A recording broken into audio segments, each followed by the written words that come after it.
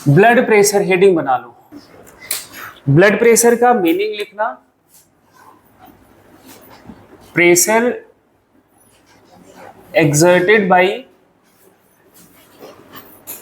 blood on the wall of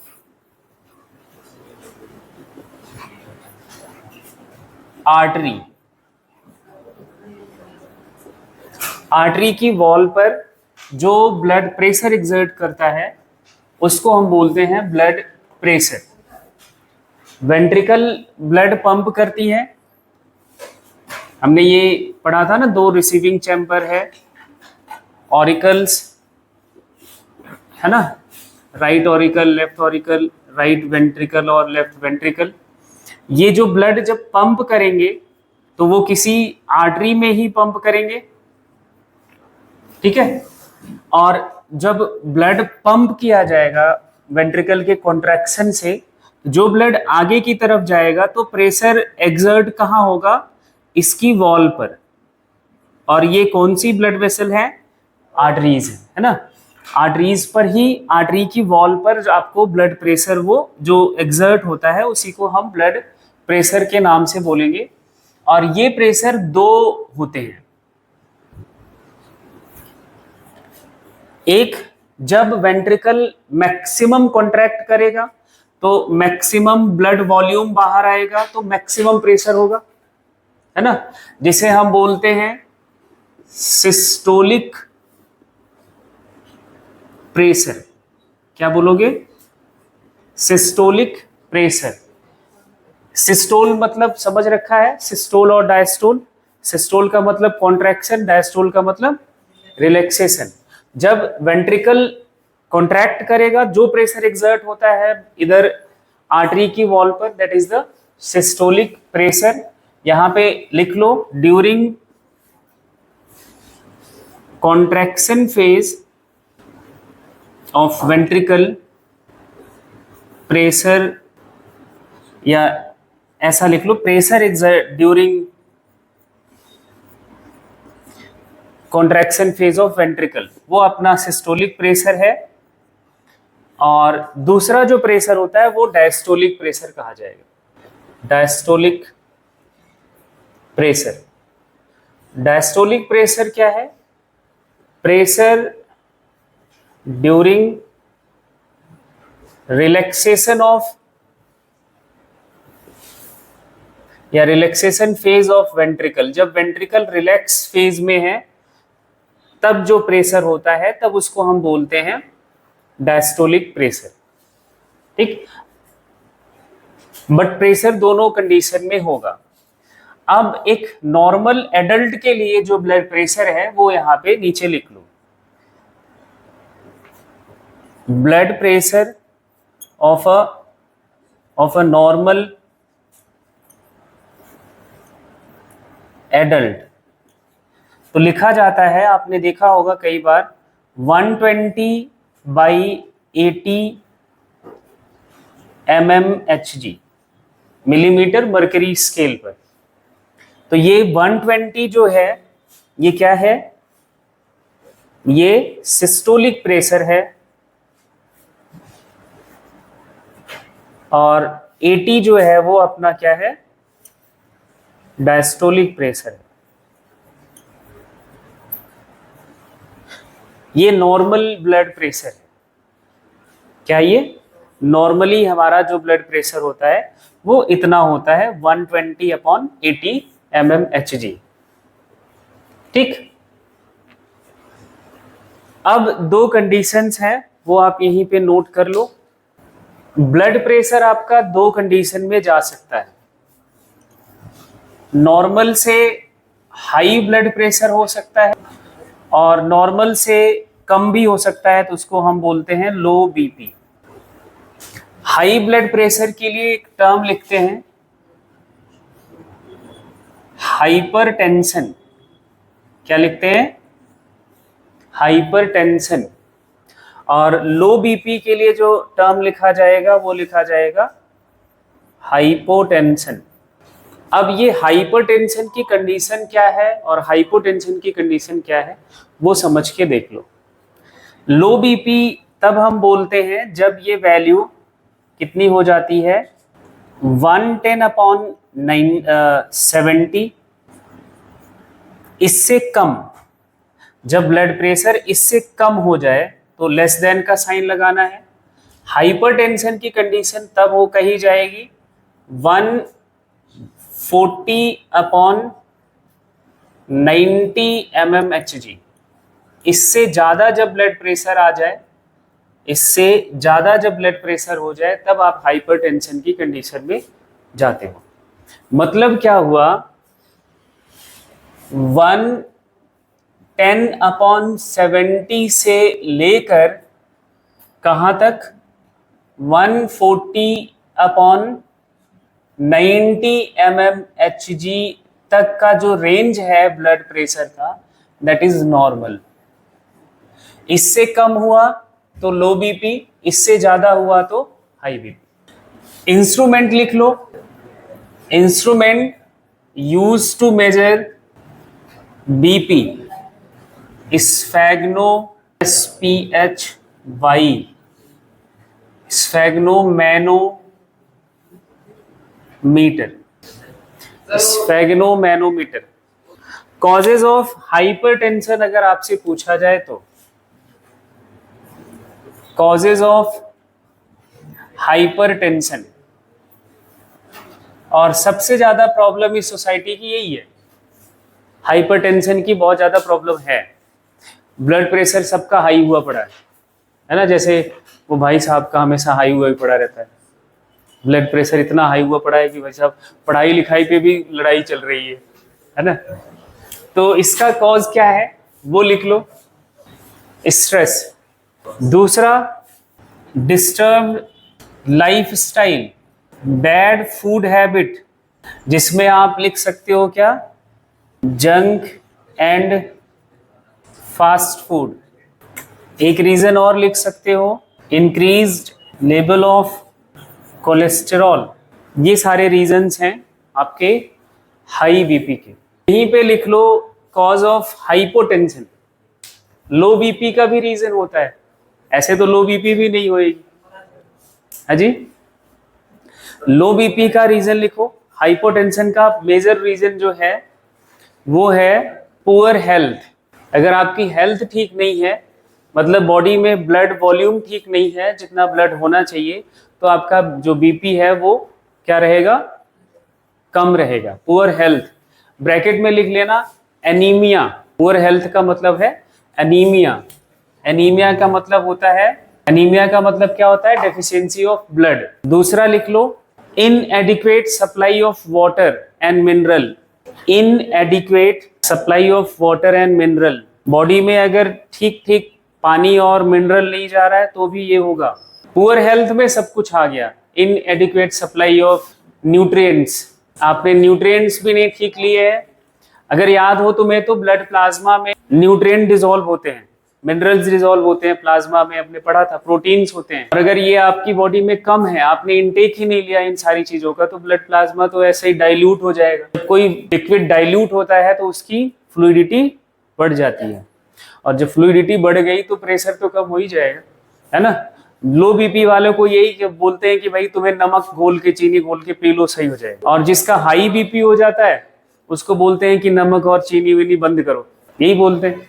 इसीलिए करते हैं कि जिससे जो फ्लूइडिटी है ब्लड की, वो हाई बीपी में मतलब फ्लूइडिटी हमें कम करनी है, सॉरी बढ़ानी है, और लो बीपी में फ्लूइडिटी कम करनी है। तो ये आपका तरीका है ब्लड प्रेशर का। बात ये इतनी सी करनी थी। अब आ जाओ नेक्स्ट जो है, हेडिंग बना लो डबल सर्कुलेशन। एक ये हाइपोटेंशन का एक रीजन ये भी लिख लेना, एक्सेसिव ब्लड लॉस। अचानक से अगर आपका बहुत सारा ब्लड लॉस हो जाता है किसी एक्सीडेंट या इंजरी की वजह से, तो वो भी आप उस कंडीशन में भी हाइपोटेंशन की कंडीशन में जाते हो। हेडिंग बना लो double circulation. Double circulation, double circulation के लिखने से पहले एक डायग्राम बनाओ साथ में सभी, फिर आपको आइडिया हो जाएगा। अब ध्यान से पहले सुनो फिर बना लेना, या पहले बना लो फिर इस पे लेबलिंग के साथ में। वेंट्रिकल्स हमारे क्या है, पंपिंग चैम्बर है। लेफ्ट वेंट्रिकल से मैं स्टार्ट करता हूँ। लेफ्ट वेंट्रिकल आपके बॉडी पार्ट्स में ब्लड पंप करता है, चाहे वो आपका हार्ट की पोजीशन से नीचे वाले ऑर्गन्स को हम बोलते हैं लोअर बॉडी पार्ट्स, हार्ट की पोजीशन से ऊपर वाले जो बॉडी पार्ट्स हैं वो अपर बॉडी पार्ट्स। तो पूरे बॉडी में जो ब्लड सप्लाई करता है, जो ब्लड पंप करता है, वो है आपका कौन सा? चैम्बर हार्ट का लेफ्ट वेंट्रिकल। इसका हम नाम बोलते हैं अवोर्टा। मेन आर्टरी को अवोर्टा बोला जाता है, ठीक है। उसकी ब्रांचेस हैं आर्टरीज, बहुत स्टेप पे ब्रांचिंग होती है। एक डायग्रामेटिक रिप्रेजेंटेशन है, जिसे आपको समझना है कि किस तरह से हमारा ब्लड सर्कुलेट हो रहा है, ठीक। तो अवोर्टा से ये पूरे बॉडी पार्ट्स में ब्लड सप्लाई करता है, और इसमें जो ब्लड होगा वो ऑक्सीजनेटेड ब्लड होगा। कैसा ब्लड होगा? ऑक्सीजनेटेड ब्लड होगा। इसी को हम बोलेंगे प्योर ब्लड होगा। कैसा ब्लड होगा? प्योर ब्लड होगा, या ऑक्सीजन रिच ब्लड होगा। ये बात आपको आई थिंक पता है, ठीक। अब बॉडी पार्ट्स में आएगा। यहाँ बॉडी पार्ट्स में एक्चुअली क्या है, ये आर्टरीज डिवाइड होती है कैपिलरीज में। कैपिलरीज हमारी परमिएबल होती हैं, जिससे वो एक, यहाँ पे इसको बना ही लेता हूँ, साथ में लिम्फेटिक सिस्टम भी यहीं आ जाएगा। ये जो हमने बनाए, ये टिश्यूज के बीच से कैपिलरीज क्रॉस कर रही हैं। ये अपन जो सेल्स बना रहे हैं, इधर टिश्यूज के बीच से कैपिलरी, आर्टरी कैपिलरी में डिवाइड होती है, और ये हमारे टिश्यूज के बीच से क्रॉस करके निकलती हैं। फिर से ये रीजॉइन होकर वेन में कन्वर्ट हो जाती है। जैसे ये एक कैपिलरी है, तो इसके पास ऐसे सेल्स होंगी, ये टिश्यूज के बीच से निकलेगी। देखो साथ में इसको समझेंगे, अभी थोड़ा सा मैं इसको यहीं पे छोड़ूंगा। तो ये आपके बॉडी पार्ट्स को ब्लड आया, बॉडी पार्ट्स में जब ब्लड आया कैपिलरी से, तो इनका ऑक्सीजन सेल को चला जाता है, ऑक्सीजन यहाँ कार्बन डाइऑक्साइड ब्लड में आ जाता है, ठीक है। अब जो ब्लड इधर आएगा वो कैसा ब्लड हो जाएगा? Impure blood. कैसा हो जाएगा? इम्प्योर ब्लड, हाँ, डीऑक्सीजनेटेड ब्लड या CO2 रिच, ये ब्लड हमारा इधर आएगा। अब इन वेन्स की मदद से हार्ट में आएगा। सेम ऐसा अपर बॉडी पार्ट्स में भी होगा। यहां डीऑक्सीजनेटेड ब्लड यहां से आएगा, हार्ट के राइट ऑरिकल में आ जाता है। इस मेन वेन को बोला जाता है वेना कावा। जो नीचे से लोअर बॉडी पार्ट से ब्लड लेके आती है, इसको बोला जाता है इंफीरियर वेना कावा। जो अपर बॉडी पार्ट से ब्लड लेके आती है, उसको बोलते हैं superior vena cava. Superior vena cava. Blood कहाँ आ गया? राइट ऑरिकल में। कहाँ आ गया? राइट ऑरिकल में। यहाँ आपने पढ़ा था ट्राइकस्पिड वॉल्व। फिर राइट ऑरिकल से ब्लड आता है राइट वेंट्रिकल में। राइट वेंट्रिकल ब्लड पंप करेगा किसको? लंग्स को। किसको पंप करेगा? लंग्स को। और इस ब्लड वेसल का नाम क्या रखा जाता है? Pulmonary artery. Pulmonary artery. Pulmonary artery की जो खास बात है वो ये याद रखना है, पल्मोनरी आर्टरी की, आर्टरी हमेशा प्योर ब्लड कैरी करती है, लेकिन ये पल्मोनरी आर्टरी ऐसी है, यहाँ पे देखो इधर, ये कैसा ब्लड आया था यहाँ पे? Impure blood, deoxygenated blood. वही ब्लड यहाँ आया, वही ब्लड लंग्स को जा रहा है। मतलब ये जो पल्मोनरी आर्टरी है, कैसा ब्लड कैरी करती है? Deoxygenated blood carry, deoxygenated blood. पूरे सर्कुलेशन में यही एक ऐसा आर्टरी है जो डीऑक्सीजनेटेड ब्लड कैरी करता है, और बॉडी में कहीं भी ऐसा नहीं है। इसलिए इसको बहुत ध्यान से याद रखना। पल्मोनरी आर्टरी किसके किसके बीच है? Right ventricle to lungs. Right ventricle से ब्लड को लंग्स तक ले जाती है, ठीक है। लंग्स में आपका ब्लड का क्या हुआ? ऑक्सीजनेशन। क्या हुआ? ऑक्सीजनेशन, है ना। आपने रेस्पिरेटरी सिस्टम तो पढ़ा ही है। ऑक्सीजनेशन के बाद आपका ब्लड क्या हो गया, ऑक्सीजन रिच, मतलब वो ब्लड अब क्या कहा जाएगा, ऑक्सीजनेटेड ब्लड। ये कहां पे आया, लेफ्ट ऑरिकल में, किधर आया, लेफ्ट ऑरिकल में, प्योर ब्लड है ना, ऑक्सीजनेटेड ब्लड। और जिस ब्लड वेसल से आता है इसका नाम हम बोलते हैं पल्मोनरी वेन, क्योंकि लंग से आ रहा है तो इसको हम बोलते हैं पल्मोनरी वेन। और यही एक ऐसी वेन है जो प्योर ब्लड कैरी करती है। वेन हमेशा इम्प्योर ब्लड कैरी करती है। इधर देखो बॉडी पार्ट से ये सारी वेन्स हैं, लेकिन ये सभी इम्प्योर ब्लड कैरी कर रही है इधर, लेकिन ये एक अकेली यही ऐसी वेन है जो ऑक्सीजनेटेड ब्लड कैरी करती है, कैरी ऑक्सीजनेटेड ब्लड। ये दो एक्सेप्शनल केसेस हैं, बहुत ध्यान से इसको याद रखना, एक पल्मोनरी आर्टरी, दूसरी पल्मोनरी वेन। अब लेफ्ट ऑरिकल के बाद यहां बाइकस्पिड वॉल्व आपने पढ़ा था, ब्लड आया कहां पे, लेफ्ट वेंट्रिकल में, and again same process is repeated again, है ना। लेफ्ट वेंट्रिकल पूरे बॉडी पार्ट्स को ब्लड सप्लाई करेगा एंड वही फिर से चलेगा। अब इसको डबल सर्कुलेशन क्यों बोलते हैं वो ध्यान से अब समझ। डबल सर्कुलेशन इसलिए बोलते हैं कि किसी भी पॉइंट से, किसी भी बॉडी पार्ट से अगर ब्लड हमारा मूव करे और वहां उस बॉडी पार्ट में फिर से वो ब्लड आए तो उसको 2 बार हार्ट क्रॉस, जैसे हम मान लेते हैं यहां से कोई ब्लड हमारा मूव करना स्टार्ट करता है तो वो किधर जाएगा, ये हार्ट में आ गया, राइट ऑरिकल में आ गया, राइट वेंट्रिकल, अब हार्ट को स्किप कर गया, हार्ट के बाहर आ गया, लंग्स में गया, लंग्स से फिर से लेफ्ट ऑरिकल में आया, लेफ्ट वेंट्रिकल में आया, ये पंप करेगा तब यहां पहुंचेगा, ये दोबारा एंट्री हो गई हार्ट में। यहां आने में उसको 2 बार हार्ट को क्रॉस करना पड़ता है, इसलिए इसको हम बोलते हैं डबल सर्कुलेशन, ठीक है। और इस डबल सर्कुलेशन को 2 पार्ट में डिवाइड करके पढ़ते हैं। एक सर्कुलेशन हमारा हार्ट और लंग्स के बीच है, ये हार्ट से, राइट वेंट्रिकल से ब्लड लंग्स को जाता है, फिर इधर लेफ्ट ऑरिकल में आ जाता है, इसको बोला जाता है पल्मोनरी सर्कुलेशन। इसको हम क्या बोलते हैं, पल्मोनरी सर्कुलेशन, पल्मोनरी सर्कुलेशन। और एक हमारा जो सर्कुलेशन है वो हार्ट एंड बॉडी पार्ट्स के बीच है। हार्ट लेफ्ट वेंट्रिकल से पंप कर दिया, पूरे बॉडी पार्ट्स में ब्लड गया, पूरे बॉडी पार्ट से वो ब्लड आता है राइट ऑरिकल में, है ना। और इस बड़े वाले सर्कुलेशन को, जो ये अपना हिस्सा पल्मोनरी सर्कुलेशन का हो गया, उसके बाद जो बॉडी पार्ट्स का सर्कुलेशन है इसको बोल दिया जाता है सिस्टेमिक सर्कुलेशन। क्या बोल देते हैं, systemic circulation. Double circulation actually comprises है किससे, pulmonary as well as systemic circulation.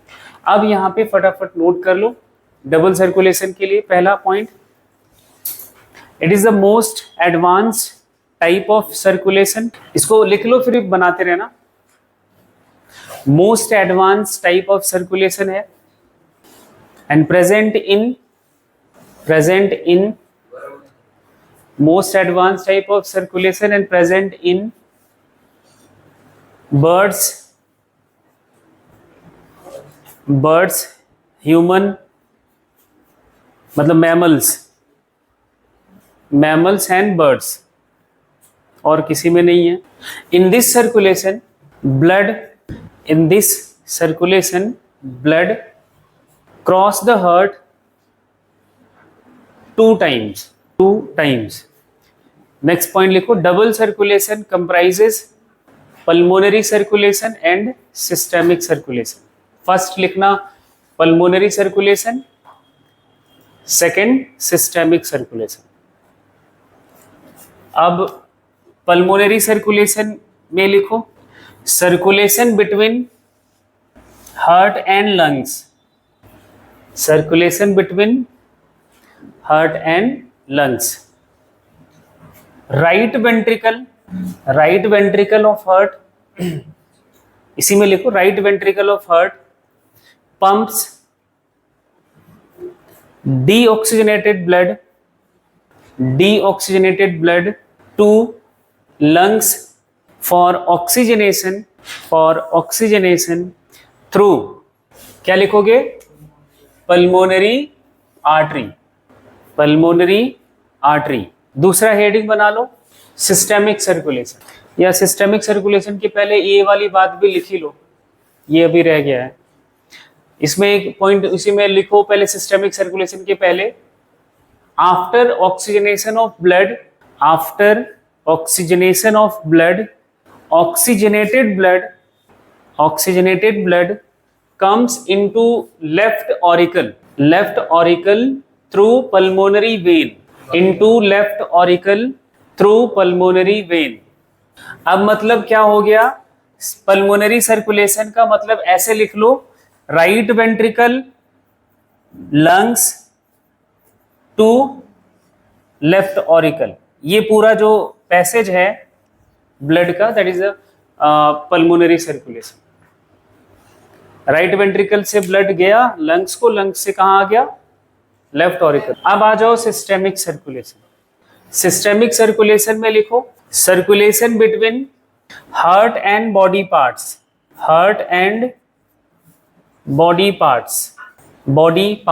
Bracket में लिखना, इंक्लूडिंग हार्ट वॉल। इसी बॉडी पार्ट्स में भी आपका हार्ट वॉल भी आता है, इसके लिए कहीं दिमाग में ये मत भूल जाना कि हार्ट को ब्लड कोई और ले जाता है। इसी अवोटा की एक ब्रांच होती है जिसको बोलते हैं कोरोनरी आर्टरी, वो हार्ट की वॉल को ब्लड सप्लाई करता है, ठीक है, इंक्लूडिंग हार्ट वॉल। आगे लिखना, left ventricle pumps oxygenated blood throughout the body parts. Next point, after gaseous exchange in between tissue and blood,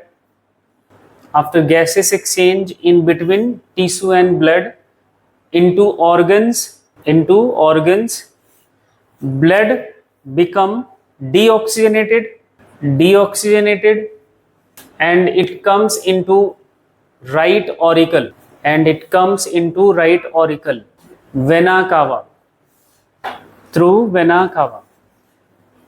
अब अपर बॉडी पार्ट से जो ब्लड आएगा डिऑक्सीजनेटेड, वो इंफीरियर वेना कावा से, ऊपर से जो आएगा वो सुपीरियर वेना कावा से, बट हार्ट में जाएगा राइट ऑरिकल में, एक मेन वेना कावा होती है उसके ही थ्रू, ठीक है। तो जो आपका सिस्टेमिक सर्कुलेशन हो गया वो कहाँ से स्टार्ट हुआ? लेफ्ट वेंट्रिकल से बॉडी पार्ट्स में, एंड बॉडी पार्ट से कहाँ गया? राइट ऑरिकल में। ये कुछ चीजों को अब यहाँ पे याद रखने के लिए, कंफ्यूजन ना आए, कैसे याद रखना है वो ध्यान से देख लो। Right side of the heart, right auricle, right ventricle carries impure blood and left side of the heart carries oxygenated blood, ठीक है। तो मतलब राइट के साथ रॉन्ग है, right side of the heart में क्या होता है? डिऑक्सीजनेटेड ब्लड, और लेफ्ट साइड में एक याद रखना है, दूसरा अपने आप याद रहेगा, ठीक है। हाँ, और एक ये याद रखना है कि वेंट्रिकल हमेशा पंपिंग चैम्बर है, तो लेफ्ट वेंट्रिकल पूरे बॉडी पार्ट्स में ब्लड पंप करता है, राइट वेंट्रिकल आपका लंग्स को पंप करता है, ठीक है। तो लंग्स के बाद जब ऑक्सीजनेशन आएगा तो प्योर ब्लड यहाँ आ जाएगा लेफ्ट साइड में। तो आपको सर्कुलेशन, जब ये बिना देखे आपको बनाना होगा डबल सर्कुलेशन, तो ऐसे ही जब तक दिमाग में अंडरस्टैंडिंग नहीं बनेगी, एग्जैक्ट पिक्चर नहीं बनेगा, तब तक बनाना मुश्किल हो जाता है। अब यहीं पे सुन लो लिम्फ के बारे में, देखो ध्यान से सुनना, थोड़ा सा टिपिकल है। जो ब्लड यहाँ हमारा कैपिलरी में लेफ्ट वेंट्रिकल से आ रहा है, पंप करा जा रहा है, जो सेल्स कैपिलरी के पास हैं, बिल्कुल नियर बाई हैं, उनको ऑक्सीजन सप्लाई, न्यूट्रिएंट की सप्लाई, एक्सचेंज जो होता है वो इजीली हो जाता है। लेकिन हर सेल तक कैपिलरी पहुंचे ये जरूरी नहीं है, इतनी कैपिलरीज नहीं है, क्योंकि सेल्स बहुत हैं, ट्रिलियन ऑफ सेल्स बॉडी में। जो डिस्टेंटली लोकेटेड सेल्स होती हैं, जैसे ये कैपिलरी यहाँ पर है, लेकिन इस सेल को एक्सचेंज करना हुआ गैसेस का, न्यूट्रिएंट का सप्लाई, वो प्रॉब्लमेटिक हो जाता है, वो सिक्योर नहीं होगा।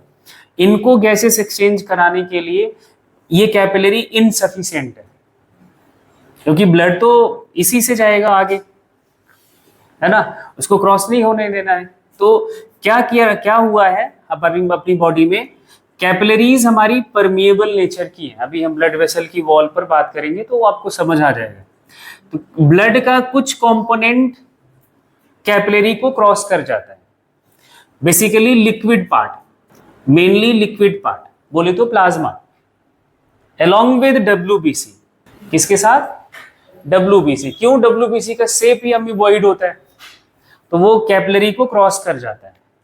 इसी ब्लड प्लाज्मा एंड WBC को ही बोल दिया जाता है लिम्फ। कुछ एमिनो एसिड्स होते हैं, इनको कैपिलरी को क्रॉस कर जाता है, एमिनो एसिड, ग्लूकोज, मिनरल्स, ये क्रॉस कर सकते हैं कैपिलरी को, और ये सेल्स के बीच में रहते हैं, ये सेल्स के बीच में होते। ये जो लिम्फ है ये सेल्स के बीच में, या हम कहें कि हमारा जो सेल है इन्हीं लिम्फ के बीच में, लिम्फ में बात कर रहा होता है, लिम्फ के में ये क्या कर रहा होता है, हमारा सेल्स उसी में डूबा हुआ है।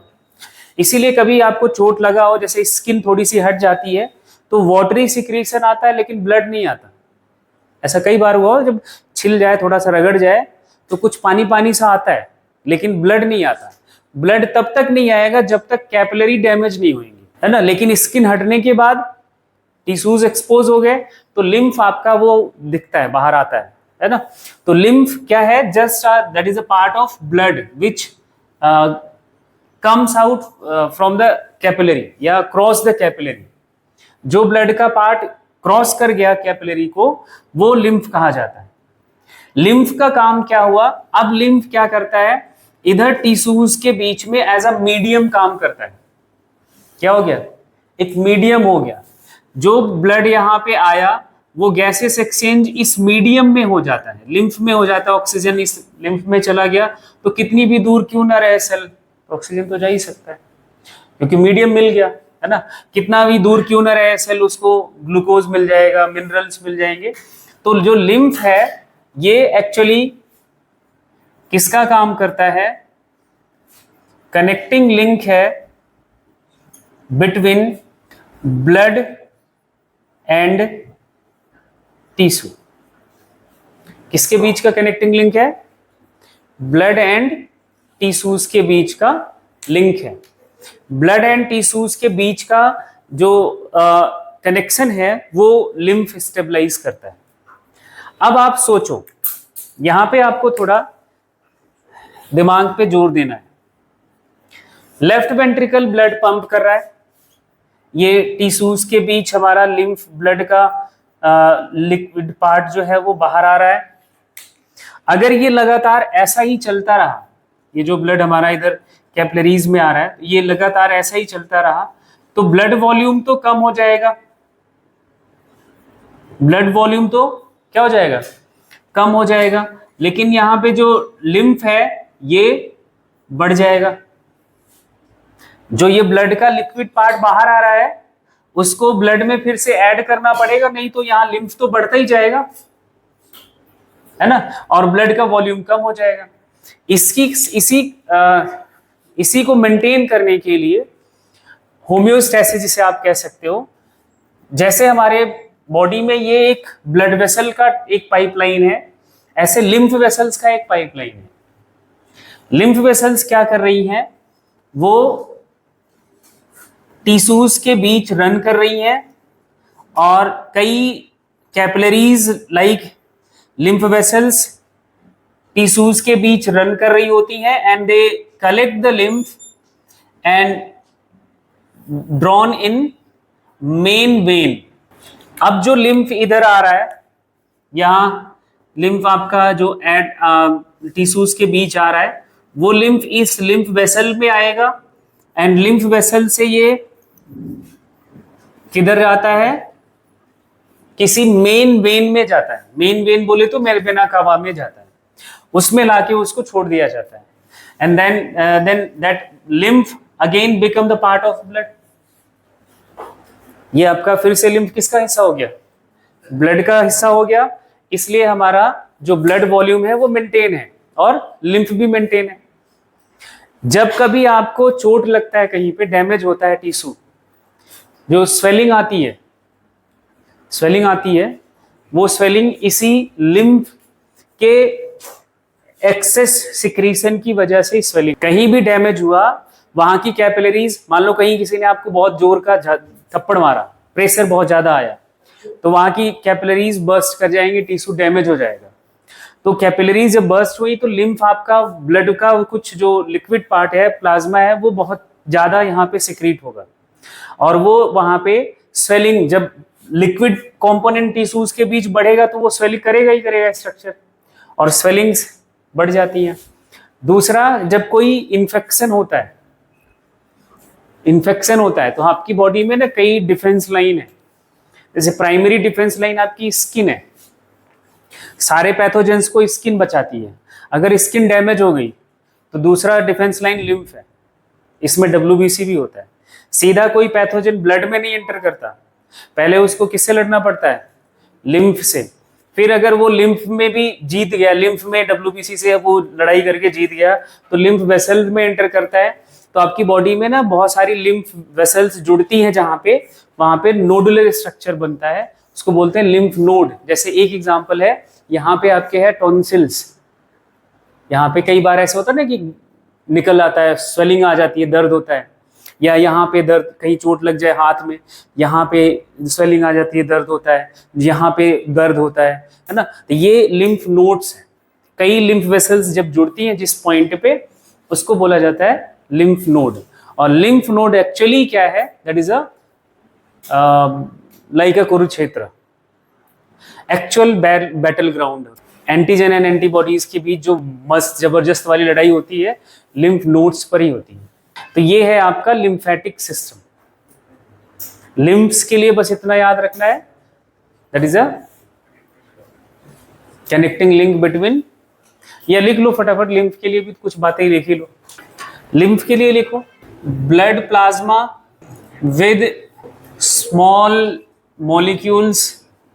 आपने प्लाज्मा में प्रोटीन के बारे में पढ़ा था, प्लाज्मा प्रोटीन याद है, एल्बुमिन, प्रोथ्रोम्बिन, फाइब्रिनोजन, है ना, ग्लोबुलिन। तो ये प्रोटीन्स इसमें नहीं होती हैं। क्लॉटिंग प्रोटीन्स, फाइब्रिनोजन और प्रोथ्रोम्बिन बहुत बड़ी प्रोटीन है, लार्ज साइज प्रोटीन है, वो प्रोटीन्स नहीं होती, इसलिए मैंने यहाँ पे लिखा है स्मॉल मॉलिक्यूल्स। ग्लूकोज होगा, यहाँ पे चाहे तो लिख लो, जैसे glucose, amino acid, fatty acid, minerals, है ना, ये सारे कुछ होंगे इधर। विद प्लस लिख लेना WBCs। क्लॉटिंग फैक्टर नहीं होता, प्लेटलेट्स नहीं होते, RBCs नहीं होते, इसलिए कभी भी लिम्फ आपका क्लॉट नहीं करता। जब कहीं चोट लगता है तो वो एक क्लॉट तो बन जाता है, उसके बाद भी कुछ वाटरी सिक्रीशन आता रहता है, वो यही लिम्फ है। ये क्लॉट नहीं कर सकता कभी भी, ब्लड क्लॉट कर सकता है, ये थोड़ा सा ध्यान रखना है। और ये डायग्राम आप बना लो साथ में, बस दैट्स इट।